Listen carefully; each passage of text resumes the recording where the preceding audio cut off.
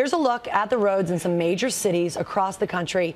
As you've heard, today is expected to be the busiest on highways across the country, with more people driving than ever thanks to low gas prices. ABC's Lindsay Davis is at a New York State Traffic Command Center in Hawthorne, New York. Good morning, Lindsay. Good morning, Larry. Yes, we are in the central nervous system with a massive look at the roads in several New York counties. An estimated 100 million people expected to hit the roads this holiday weekend. So if you want to miss the worst traffic, you may want to pack up the car and the kids now. As you said, today is expected to be the busiest travel day. The worst hours between 3 p.m.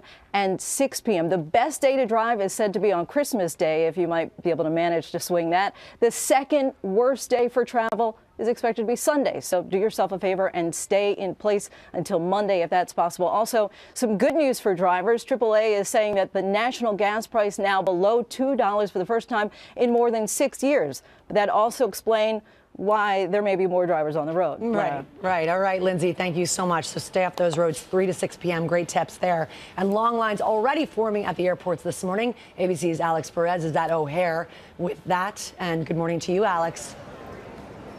Hey, good morning, Lara. Long doesn't begin to describe it. Take a look behind me here. You can see we are at Terminal 3, the American terminal, and the line seems to just keep going and going and going, snaking around the security checkpoint here. Now, of course, this is expected to be a very busy one. Some 38 million people will be getting on planes this holiday season, about 3.5 million of them right here at Chicago's O'Hare. All that due in part to lower airfare prices, because down about 4% this year because of lower jet fuel prices. And there is some more good news for the Chicago area. Usually this time of year, we're dealing with snow, with ice, with cold.